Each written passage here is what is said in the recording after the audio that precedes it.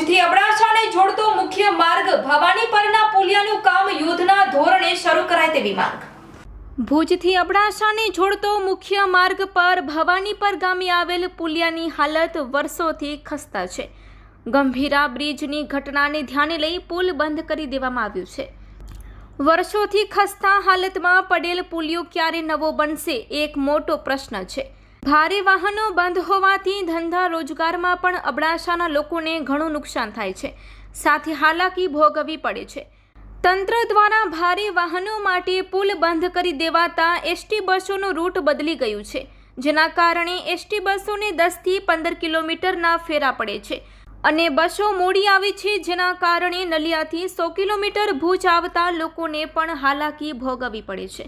સરકાર અને તંત્રની ઊંઘ ત્યારે ખુલે છે જ્યારે રાજ્યમાં કોઈ મોટી ઘટના બને, લોકો મોતને ભેટે। મારી માંગ છે કે તંત્ર પાસે કે ભુજને અબડાસાથી જોડતા મુખ્ય માર્ગ ભવાનીપરના પુલિયાનું કામ યુદ્ધના ધોરણે શરૂ કરવામાં આવે। લખન ધુવા, બહુજન આર્મી સંસ્થાપક। Report by Amitbhai Bhanushali, Naliya, Abdasa, Kutch. મહીસાગરનો ગંભીરા બ્રિજ જ્યારે તૂટ્યો એ બાદ આખા ગુજરાતમાં જે જર્જરિત બ્રિજો છે, જે 50 વર્ષ 40 વર્ષ જૂના બ્રિજો છે, એમને તંત્ર દ્વારા ભારે વાહનો માટે બંધ કરી દેવામાં આવ્યું છે। હવે 40 વર્ષ 50 વર્ષ જૂના જે બ્રિજો છે એવામાંથી એક કચ્છ અને કચ્છનું ખાસ મથક એટલે અબડાસાનું એક બ્રિજ છે, ભવાનીપર ગામ નજીક આવેલું। આ બ્રિજ છેલ્લા 50 વર્ષ ઉપર થઈ ગયું બન્યું છે। એ બાદ માત્ર ને માત્ર સમારકામ કરવામાં આવ્યું છે। અહીં આગળ આ પુલનું કામ આજની તારીખમાં ચાલુ નથી થયું। આ ગંભીરા બ્રિજ પડ્યું એ બાદ અહીંયા કને આ જે લોખંડના પાઇપ લગાવવામાં આવ્યા ભારે વાહનો બંધ કરવા માટે, એથી પહેલાં અહીંયાથી ભારે વાહનો ચાલતા હતા અને આજે અહીંયા પુલની હાલત પણ એકદમ ગંભીર છે, એકદમ તૂટેલું ફૂટેલું અને થીગડા લગાવેલી હાલતમાં છે। આ તંત્રની આંખો જ્યારે કોઈ મોટી ઘટના દેશમાં રાજ્યમાં બને ત્યારે ખુલે છે, પણ વસ્તુ એ થાય છે કે છેલ્લા 4 દિવસથી આ પુલ બંધ છે। આના કારણે ભારે વાહનો નથી આવતા એના કારણે અબડાસાની જે પ્રજા છે એમને આર્થિક રીતે પણ તંગી પડી રહી છે। સાથે સાથે બસનો રૂટ જે 10 કિલોમીટર ફરીને અહીંયાથી નીકળે છે, અહીંયાથી એવા 10 થી 15 ગામડાઓ છે જ્યાં આગળ આ જનતાને, આમ પ્રજાને, ગામડાના લોકોને તકલીફ ભોગવવી પડે છે। આ બ્રિજની હાલત તમે જુઓ કેટલી ખરાબ છે। આજે તંત્ર જે કચ્છનું જે વહીવટી તંત્ર છે, જેમાં હું ભુજની વાત કરું તો ભુજમાં પણ એક હમીસર આગળ પુલિયો આવેલું છે, એ પુલિયો પણ છેલ્લા 3-4 વર્ષથી બંધ છે, ત્યાં કામ ચાલુ નથી થયું। આ તંત્રની ઘોર બેદરકારી કહેવાય, આ સરકારની બેદરકારી કહેવાય કે તમને નજરે પડે છે ત્યારે બંધ કરી દો છો।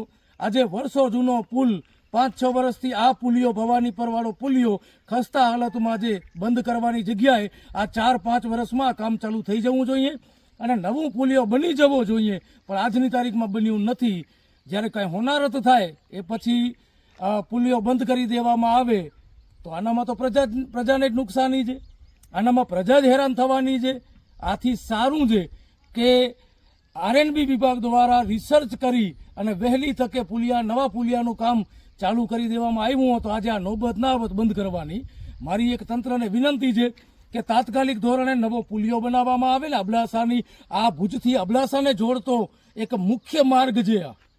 આ એવું નથી કે કોઈ ગામડાને જોડે છે, ભુજથી અબડાસાને આખા તાલુકાને જોડતું મુખ્ય માર્ગ છે। તંત્ર પાસે મારી માંગ છે અને તાત્કાલિક ધોરણે દરિયામાં જો પુલિયા બની શકતા હોય તો આ તો માત્ર એક નાનો ડેમ છે, અહીંયા આગળ પણ આ સિઝનમાં પુલિયાનું કામ ચાલુ થઈ શકે એમ છે।